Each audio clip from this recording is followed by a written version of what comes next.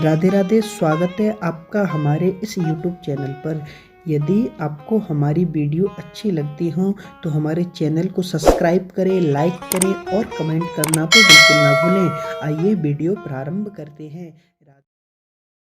कृष्णाय वासुदेवाय हरये परमात्मने प्रणतः क्लेशनाशाय गोविंदाय नमो नमः। बंधुओं सभी को राधे राधे। आज की ये जो वीडियो है वो एकादशी व्रत के ऊपर बनाई गई है, तो ज़्यादा समय न लेते हुए वीडियो को प्रारंभ करते हैं। आप वीडियो को पूरी देखें क्योंकि वीडियो के अंत में हमने आपके लिए एक बड़ा ही सुंदर श्लोक दिया है जिसको आप बड़े ही प्रसन्नचित होकर के जाप कर सकते हैं। ये नारायण भगवान की जय। महाराज युधिष्ठिर ने पूछा, बोले हे जनार्दन, फूस कृष्ण पक्ष एकादशी का नाम क्या है? उस दिन कौन देवता का पूजन किया जाता है और उसकी विधि क्या है? कृपया करके बतलाइए। भक्त वत्सल भगवान श्री कृष्ण कहने लगे, धर्मराज, मैं तुम्हारे स्नेह के कारण तुमसे कहता हूँ कि एकादशी के व्रत के अतिरिक्त मैं अधिक से अधिक दक्षिणा पाने वाले यज्ञ से भी प्रसन्न नहीं होता हूँ। अतः इसे अत्यंत भक्ति और श्रद्धा से युक्त होकर के सुने। हे राजन, द्वादशी युक्त फौंस कृष्ण एकादशी का महात्म तुम एकाग्रचित होकर के सुनो। इस एकादशी का नाम है सफला एकादशी। इस एकादशी के देवता हैं श्री नारायण।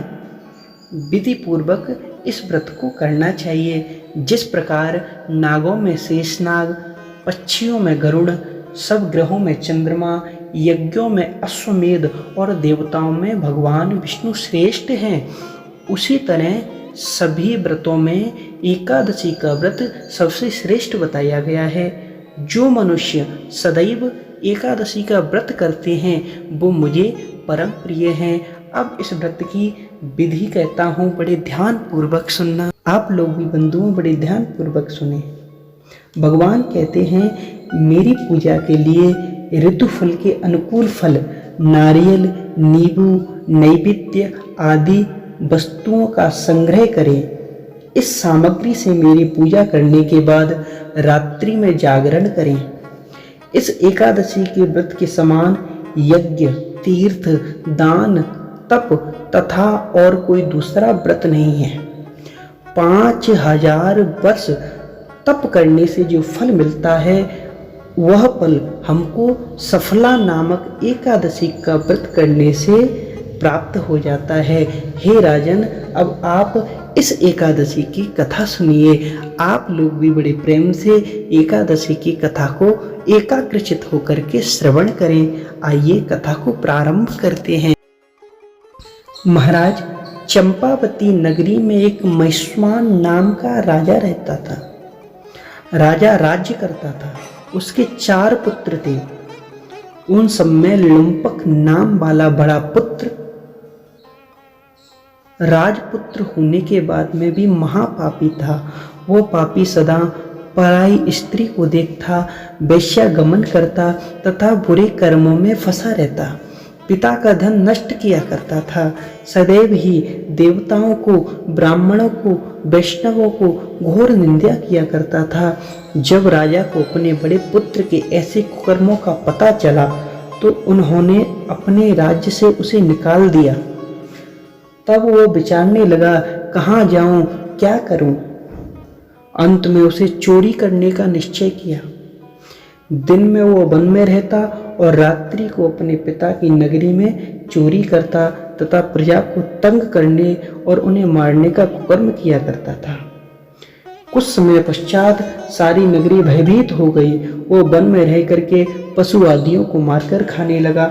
नागरिक और राज्य के कर्मचारी उसे पकड़ तो लेते किंतु राजा के भय से उसे छोड़ देते।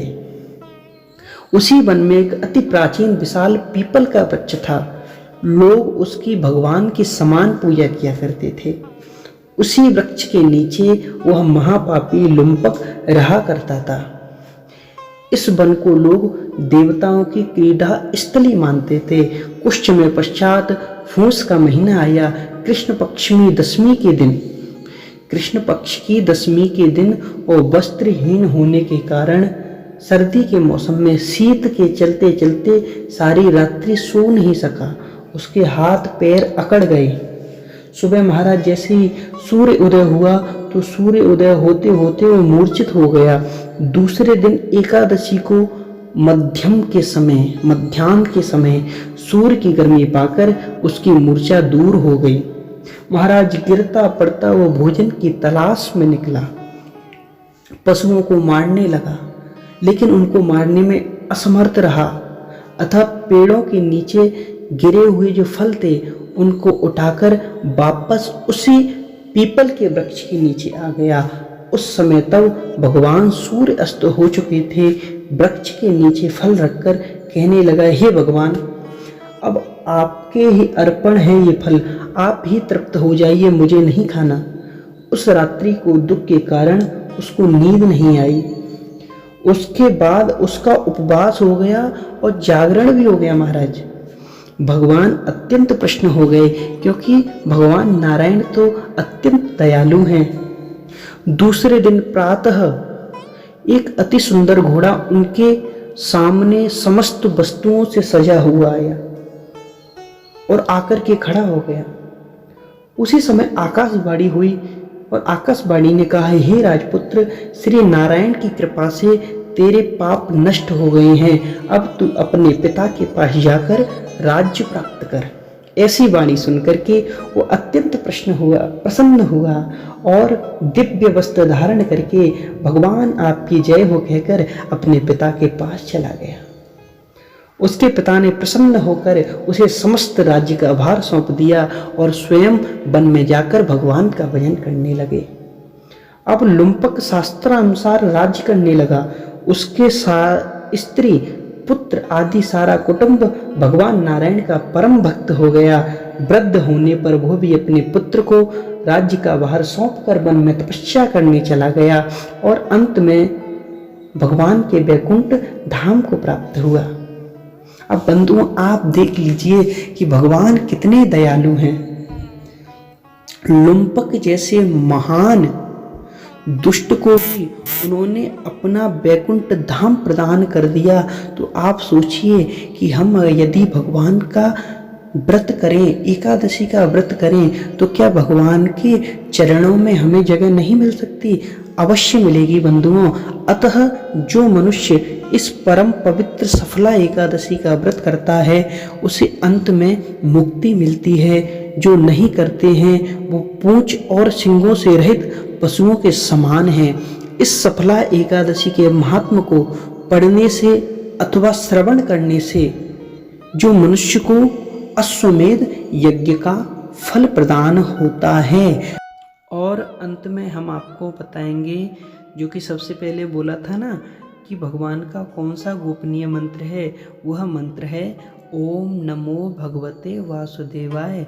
इसी का आप लोग एकादशी के दिन और नित्य जप करते रहें। मेरी इस वीडियो में आपको कुछ भी गलत लगा हो, कोई भी त्रुटि हुई हो, तो अपना छोटा सा बालक समझ के हमें क्षमा करें। जय जय श्री राधे, जय जय श्री कृष्णा।